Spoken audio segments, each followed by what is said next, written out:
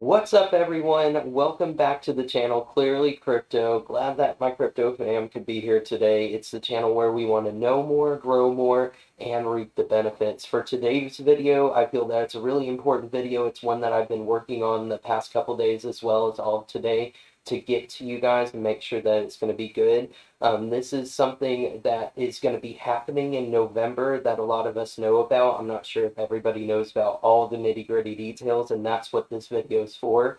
If you're serious into crypto, if you're serious into as far as investing in crypto, I feel like this is knowledge that you need to know going forward if you want to make it in this crypto market, if you want to make it as a winner at the end of this bear market. This video will not only explain what's going to be happening, but will also give you some good headway on where you want to start looking as far as what projects you really want to dig your heels into to make it out of here a winner. So moving on from this, I will be turning off the webcam just so I'm not blocking any of the information as I'm talking about it. I'm going to try to make sure that this isn't too lengthy of a video, but it is pretty detailed just so that you guys know all. Like I said, I want to make sure that you know everything that you need to know as far as what's coming in November, because it is pretty big, and it's bigger than what a lot of people are talking about. I know whenever I read into these articles, I learned quite a bit and felt pretty enlightened afterwards. So this will be a PowerPoint. Don't laugh at me for it. Sorry, guys. I just wanted to make sure that I hit all the information clearly and concisely. I wanted to make sure that I'm not rambling on too much along with this. So let's go ahead and get started. Minimize and well, there's a little preview for you guys. Get over and okay, so what we're talking about today is Swift and ISO 20022.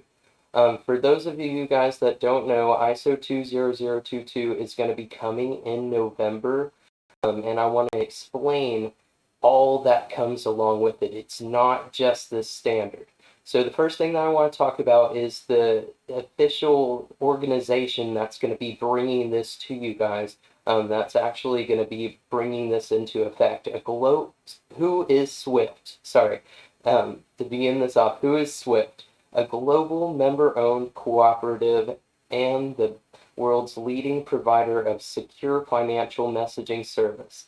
They're trying to bring trade digitalization to the world. Digitizes more than 2 trillion US dollars daily in global trade in over 200 countries and territories. So as you can see right here, that's what I'm talking about, that this is going to be so much more than people are talking about. Everybody's talking about how it's just going to be a standardization, but it's going to be including so much into crypto. $2 trillion could be flowing into crypto in the next few years or so, and that's what this is talking about. I wanted to make sure to include the whole slide, so if you guys do want to skip through and read it through yourself, you can. I'm just going to add my info along each slide, so I do recommend actually watching the video, that way you're not missing out on anything. So now that you know who Swift is, what is this Swift fix coming in November of 2022? What's exactly going to be happening starting November 2022? The problems that they're trying to fix with this, the pandemic showed the world just how fragile the international supply chains and how ineffective the paper-based processes we have today are. So we need things like digitalization.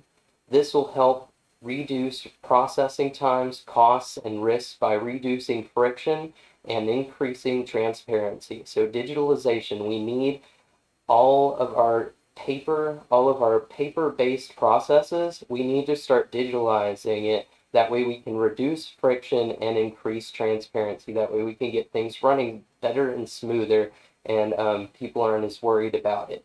Legal harmonization. global regulations being made. So this is stuff like how the SEC is going up against Ripple in the court cases to see whether it's deemed a security or not. The global regulations need to be made. That way banks know exactly what they're doing. That way other places know exactly what they're doing whenever they get into this. And I'm going to have different examples other than banks in this. That way you have different things to research into, because not everybody's into banks. You want to have different things in your portfolio. Sorry, I'm stuttering a little bit there. Different things in your portfolio you want to diversify. That way you come out of here, you might have a few that do lose, but if you have a couple that win big, then they will definitely overshadow those.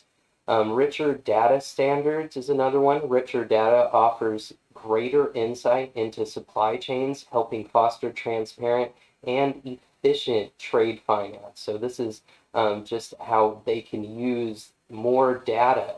They'll be able to capture more data and use it efficiently in order to learn more things about the market and use that.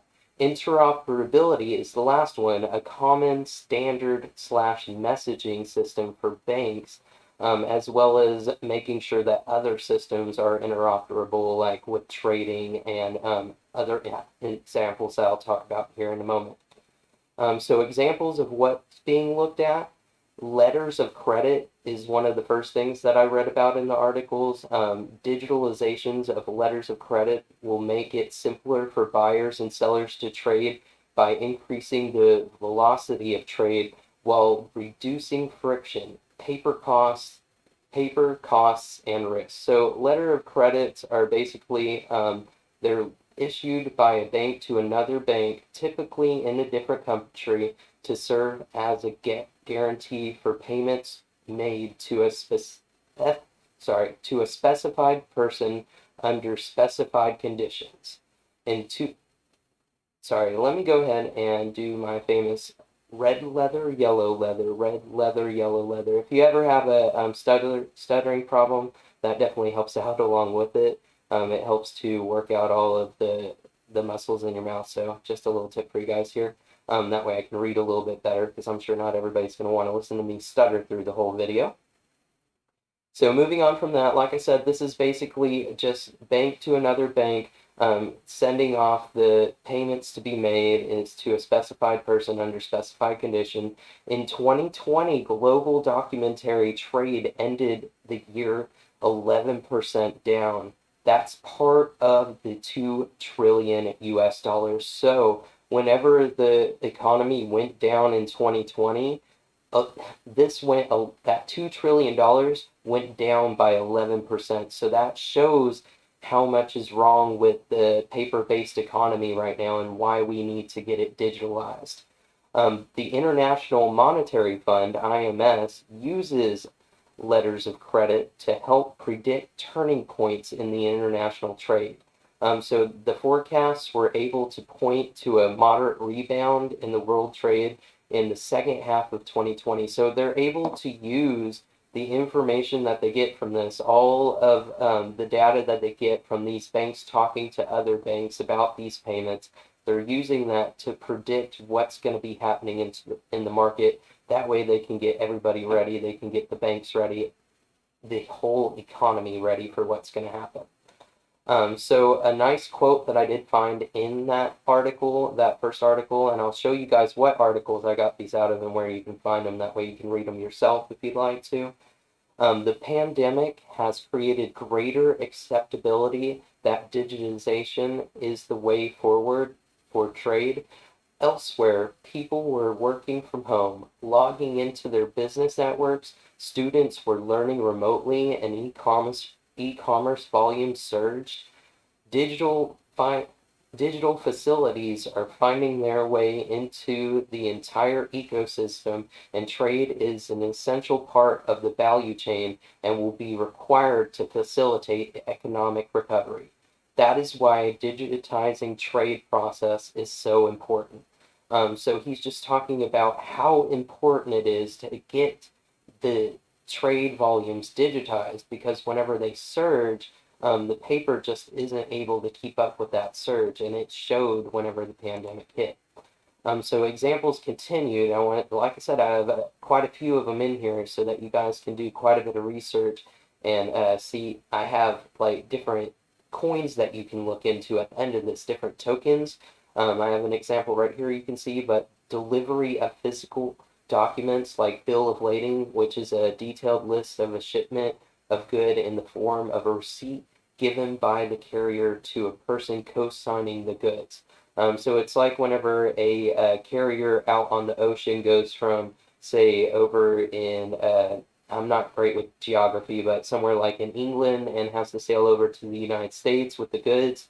This bill of lading shows exactly who controls it whenever they're going through the ocean because we don't actually own it until it gets to us. And well, there's quite a bit that goes into it. I'm not going to go into it too much. That way you aren't getting too bogged down with the details. But that's kind of what it is right there. Digitizing this will help with fraud issues as well. So not only are they wanting to digitize the bill of lading so that they're not having to worry about it getting lost in process or in transit, but also to make sure that there's not as many fraud issues because, with cryptocurrency, there's plenty of safeguards that they can put up to make sure that there can't be duplicates and things such as that. Banks back office as Banks back office as well as their messaging standards. So we talked about the messaging standards, but as well as their back office. So all of the information that they have to put into different servers in their back office, we'd like to get all of those integrated together throughout all of the countries across the globe. That way they can all talk to each other. So we just want them all to be interoperable. That way we can have the messaging standard as well as their back office running together. And it will just make everything more fluent and work a lot faster. It'll make it a lot cheaper from what I hear as well. Not too sure about that because I know banks love their money, but I'm interested to see exactly what all it does once all of this gets implemented. Because what they're saying and what actually happens are two different things, just to remind you guys with this. So transferring capital/value rights to IP or even merchandise. So I put VeChain over here because I was thinking about whenever I read about VeChain as well as watched Whiteboard Crypto talk about VeChain and how they're actually tokenizing trade. So if like McDonald's was to send a ton of fries in a shipment, they would be able to tokenize the value of those fries and ship them to the carrier, and that would just kind of leave it would leave documentation, digitized documentation for them to use later on if they needed to, or if they needed to go back to it. It would just make things a lot easier, and they wouldn't have to have paper trails for it. So also the rights to IP, I put this here because recently I read an article about how Bored Ape Yacht Club, they were having trouble with the IP rights to them. So the intellectual property rights whenever you're trading these apes because they can be traded so fast between different people, and they haven't exactly gotten down how they're determining who has the intellectual property right to that ape. That's one of the things that I wanted to put in here just so that I brought it up, and that's one thing that you guys could look into is maybe some type of blockchain out there that helps with IP rights, that helps to show people exactly who owns it and who has the rights to that NFT. So that was just an interesting thing that I thought of with that. So moving on, capturing rich data and finding a way to compute that data efficiently in a way that can be understood. So it's not only capturing all the data that's out there, but also computing it down and actually making it into something that we can understand. So there's blockchains out there that I know of that are currently doing this where they have tons of data just compiled into their system, and then people just put in questions or queries into there just so that the AI can compute what the answer might be just from all the data. So say if a farmer out there says that this potato is really great at healing, and a doctor out there is trying to find a way to heal a certain disease or some kind of infection, and that potato can do it, then that's the type of connection that it would be able to come up with, and that's just pretty amazing to hear that they're able to do something like that, because that could potentially do something like find ways to cure cancer for us, is what I'm thinking, in my opinion. So digital identity is another thing that they were looking into. That was something that I read about in there. It made me think about how they have KYCs out there, just as an extra layer of identity for anybody trying to get on a blockchain. You have to actually provide your like driver's license and a photo of yourself to get onto the blockchain to prove your age as well as where you live. Um, and then fragmentation of APIs. So they want all of the APIs out there, and that's just basically the AI processing that is being used for the messaging standardization, and that they want to make sure that it's not all fragmented, that it's all interoperable. So that just goes on with the interoperability of it all. So now, you know Swift, you know what the problems are. What's ISO 20022? Because that's what everybody's been talking about in crypto. That's what everybody's just talking about is coming in November. ISO 20022 is an open global standard for financial information. It provides consistent, rich, and structured data that can be used for every kind of financial business transaction. So ISO 20022 is going to be solving the messaging issue that banks are having. So that whenever I was talking about the messaging, the bank's back office as well as their messaging standard, this is going to be the standard for that messaging. So starting November 2022, it will transform, sorry, the way that the Swift community exchanges payments messages. So it's not replacing Swift, it's going to be working in conglomerate along with Swift to make payment messages work a lot better, work a lot more fluently. There will be a period of several years during which ISO 20022 and legacy standards will coexist, and this brings some short-term challenges on the journey towards complete ISO 20022 data being available end-to-end. They want it completed by November 2025. So this is how long-term ISO 20022 is. So don't just believe that in November it's just going to be a flip of the switch, that all of the banking systems are going to be on this new messaging standard, that companies like Ripple, who with their tokenized XRP, are going to be in there with the banking systems, and their token is just going to go to the moon because all the banking systems are using it. No, they want it to be completed by November 2025. They know that there's going to be issues because they're trying to switch these banking systems over. And I'm going to explain pretty much how broken up this is going to be. They don't want it to basically just bottleneck whenever they open this up. It's not going to be a big floodgate opening. They're just going to kind of, like how they do with dams, whenever they open them up, they want to kind of make little rivers in them, and then finally open up wide once they have everything together.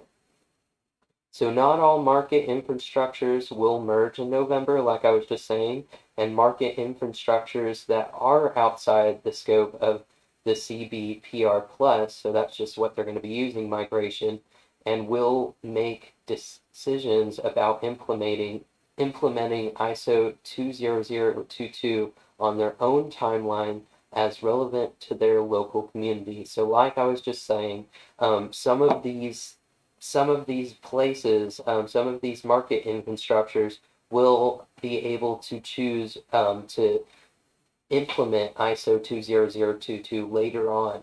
I know places like Australia, they have to have certain things in their messaging, all of the information, in fact, that way they can document it for their government. So with this, I'm going to tell you guys one of the big issues that they're going to be having later on in this presentation that goes along with that.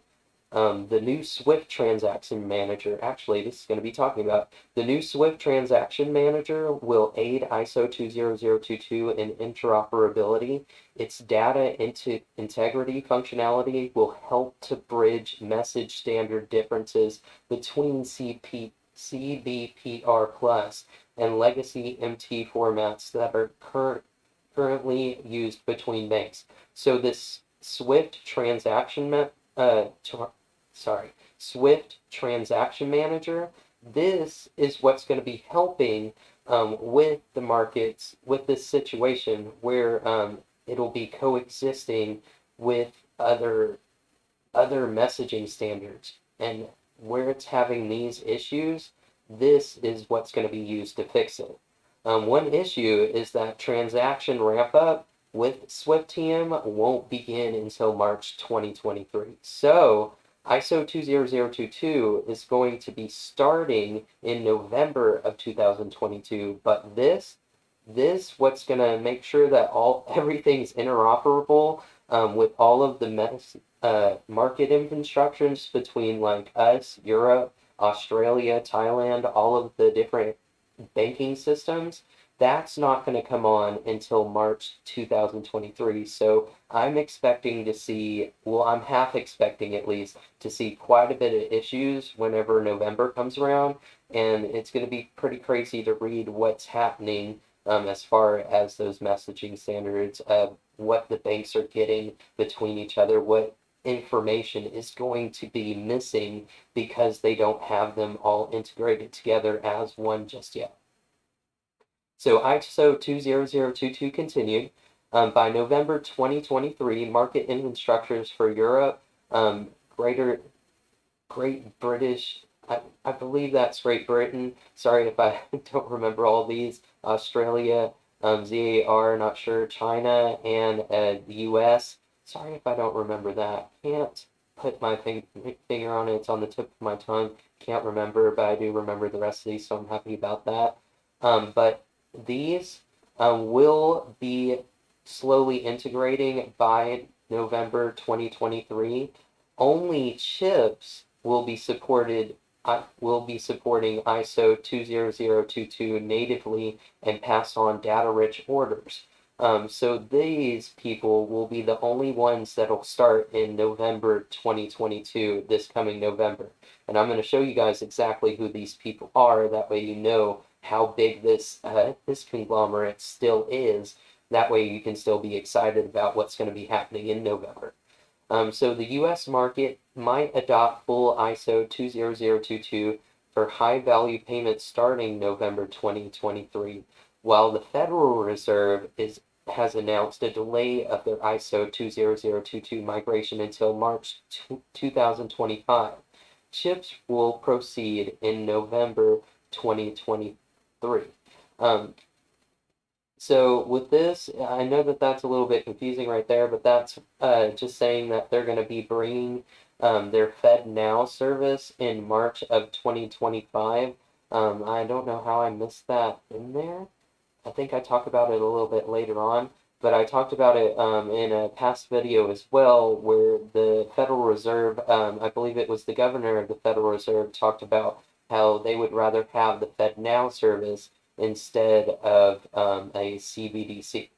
So Japan's foreign exchange yen clearing system and underlying BODGENet, their messaging application, have adopted ISO 20022 since 2013, guys, using the ISO standard version available at the time. So Japan's been in this since 2013.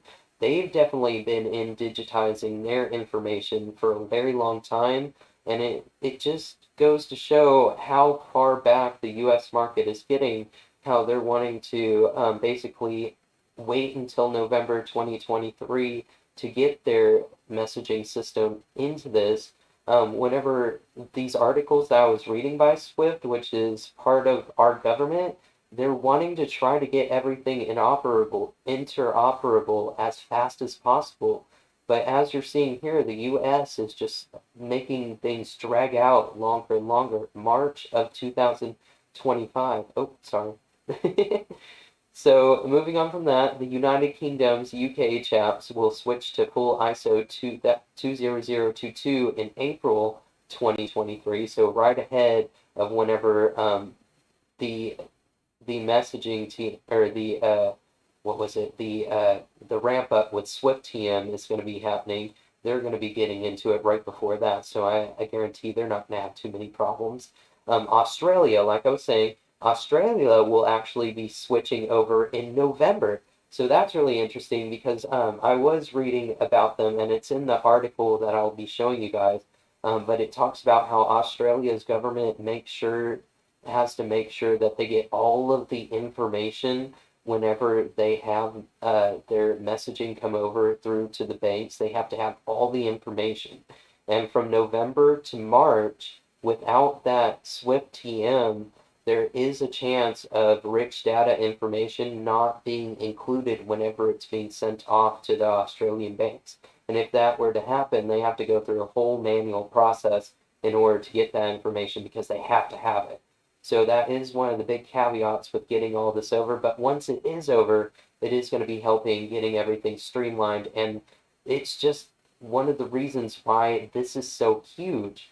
You can definitely look into things like the hackathon that Swift had. They recently had a hackathon. I should have included that in this slideshow. But they had a hackathon that just had different companies as well as people come on and present different things that they've made to try to help out the problems that they're facing here. So what is chips?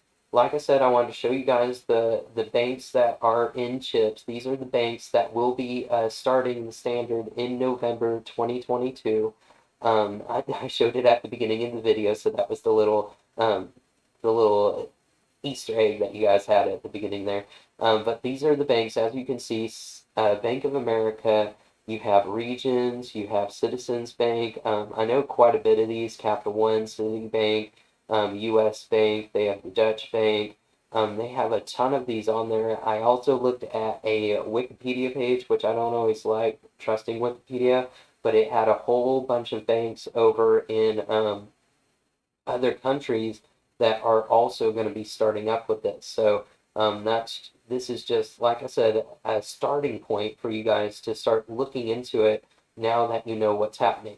Now, the cryptos you could watch, make sure to do your own research. These are some of the cryptos that you could be watching as far as cryptos that could make it out of this bear market into the bull market once we pick everything back up, once this fully gets into effect. I believe by 2025 in November, once we have everything integrated, if it happens by that time, if it happens a little bit after, that's okay. But by the time that we have all of this integrated, interoperable, and everything, at least one or a few of these coins, if not these, then ones that are almost exactly, if not very close to what these are doing, are going to be the tokens that make it out and are going to be making people very, very rich. And that's not financial advice, but that's just my opinion. So just to show you guys, this was a very cool infographic that I found on Twitter. I can't remember exactly who I found it off of, but I saw it in quite a few places, so everybody was using it. You might have seen it yourself, but if you skimmed over it, you definitely needed to take a closer look at it. It tells quite a bit of what they could help, what they have to offer, and yeah, there's quite a few on here. So that's the end of my slideshow here. To show you guys exactly where I got everything, the clearinghouse.org is where I found what chips is, and exactly as you can see here with the payment networks, it has chips on here. So it's showing exactly who they are, what they're about. I just wanted to include that so you guys could see exactly what banks are going to be the ones. You can see that they're settling nearly $2 trillion in US dollar payments each day. So this is going to be quite a bit of money being handled by places like hopefully Ripple with XRP. So one of the documents that I read, Swift Paper Digitizing Trade, this was a PDF that I read. This is about 15 pages right here, as you can see up at the top. Very great read. Like I said, I got all of the information from what I have given you guys from these two documents, just a little bit doing my own research elsewhere, but most of it came from here, especially all the quotes. So the other one was ISO 20022 migration and interoperability considerations. This one mainly talked about ISO 20022, and then this is also going to be where I talked about Australia has that strict policy with their government. That's also in this. Um, these two documents were on the Swift website. You can go over to the Swift website and find them. It was a little hard for me to find them doing that again. So what I did is I just went over here, and this is exactly what I searched for to find them. So for the second document, you can search for this exactly, and as you can see here, it will pop up the very first thing, the PDF, so that you can download it and read it yourself. For the other document, you just type in Swift Paper Digitized Trade, and you can see it's right down here, Digitized Trade, the time is now, by Swift. It's on swift.com, and you can download these PDFs. You can get in on the information, and you can be prepared for whenever the next bull market hits by getting into those cryptocurrencies that I talked about. If not those, then ones that are closer to them, or ones that you know that are helping to solve the problems that we've talked about today. So I hope that this has helped out a ton with you guys. I hope that you've learned a ton from this. I know that was a bit of a long video, and I'm sorry for that. But I am very thankful for those of you guys that have stuck around. Um, it was so much fun learning about all this, and I can't wait to get more videos out for you guys. Get subscribed if you're not subscribed, because I come out with daily crypto content to help you guys know more as well as grow more. So love you guys, and see you later.